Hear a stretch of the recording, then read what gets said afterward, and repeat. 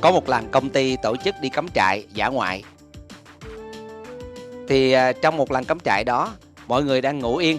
Thì có một anh tên Hùng trằn trọc băn khoăn. Thì cô hướng dẫn viên hỏi: anh Hùng, sao anh không ngủ được? Thưa cô hướng dẫn viên, vì ở nhà tôi hay sờ rúng vợ thì tôi mới ngủ được. Anh Hùng trả lời: vì thấy thương anh quá, anh làm việc công ty vất vả mà tối không ngủ được thì làm sao ngày mai có cuộc vui chơi giải trí rất là vui được. Thôi được, tôi nằm kế bên, tôi cho phép anh sờ rốn tôi. Gần tới sáng, cô giáo thỏ thẻ nói: anh Hùng, đấy không phải là rốn đâu. Thưa cô hướng dẫn viên, đấy cũng không phải là tai đâu ạ.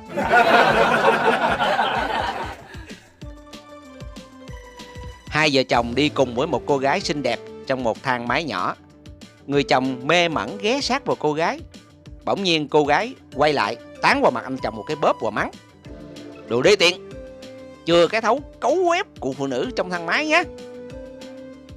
Lúc ra ngoài, người chồng nhăn nhó với vợ: khổ quá, anh có béo cô ta đâu mà cô ta cứ nói như vậy chứ.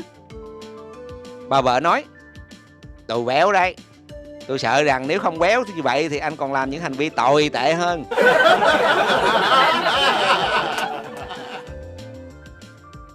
Trong giờ học sinh vật học, cô giáo giảng cho học sinh rằng: các em không được hôn súc vật, vì vậy có thể lây nhiễm bệnh. Em nào có thể lấy một ví dụ cho cô được không? Một học sinh xung phong: thưa cô, vì em hay hôn con cún con ở nhà của dì. Và chuyện gì xảy ra vậy em? Dạ, con cún con lăn đùng đến chết.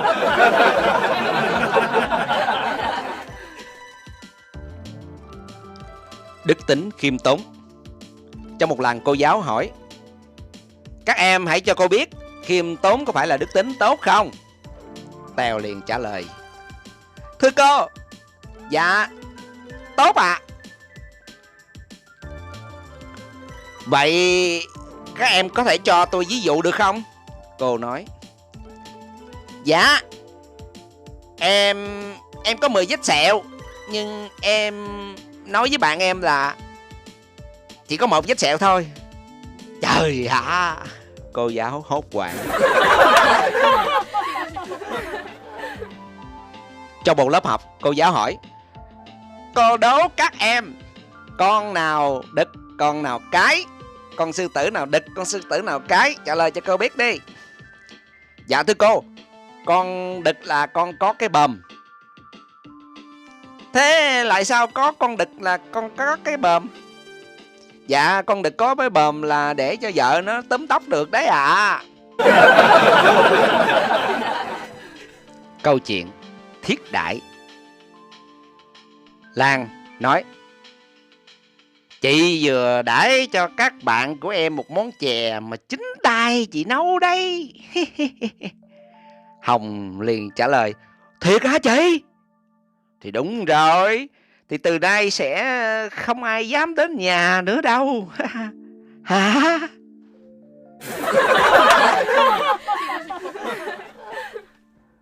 Câu chuyện: thưa cô, con muốn đi hát.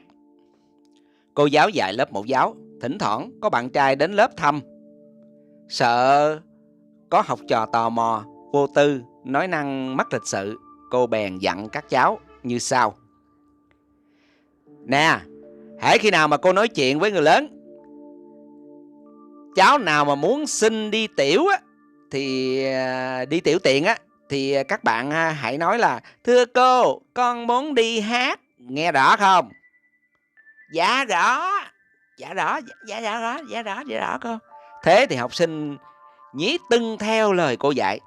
Lần đầu thành thói quen, khi có khách tới thì các trò lại chạy ra: thưa cô, con muốn đi hát.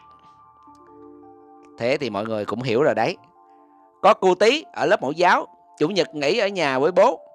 Nửa đêm cô Tí gọi bố. Quen mồm ở trong lớp học rồi. Bố nói: con muốn đi hát bố ơi, con muốn đi hát. Bố giật mình nhưng cũng nghiêng tai vào miệng cô và bảo: hát hả? Con hát nhỏ nhỏ vào lỗ tai của ba nghe. Khuya rồi cho mẹ ngủ.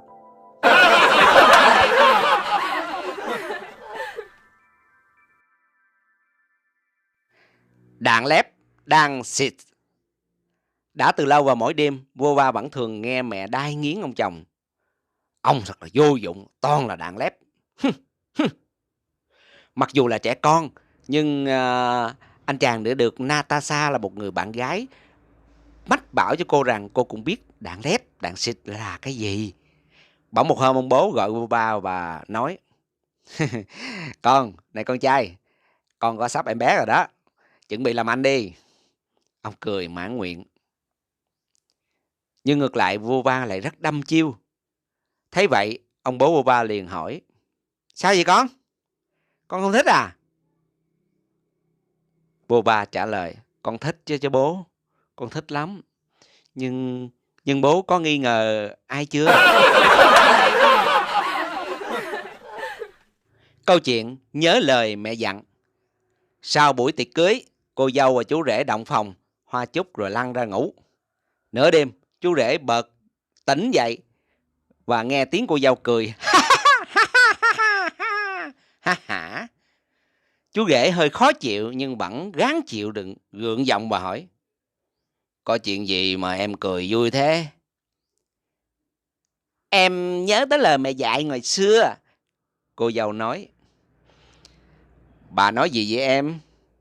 Mẹ em thường bảo: gái xấu như mày, vô duyên như mày chỉ có chó mà lấy. Câu chuyện tiền không mang lại hạnh phúc. Có nhiều tiền để làm gì? Một tỷ phú tâm sự với người bạn của mình. Tất nhiên tiền bạc không đem lại hạnh phúc, nhưng ít ra nó cũng mang đến được sa mạc Sahara hay đảo Honolulu cùng với các cô gái đẹp để thử nghiệm xem hạnh phúc có ở đó.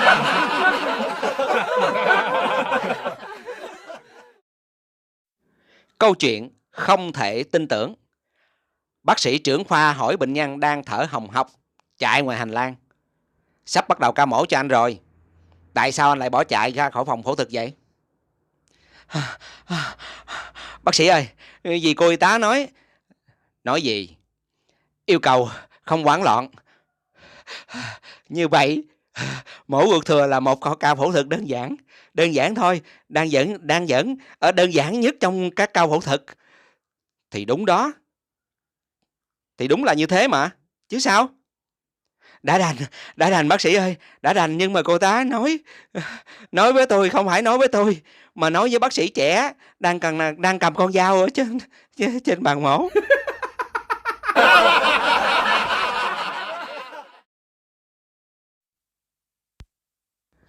Câu chuyện thỉnh kinh thời hiện đại.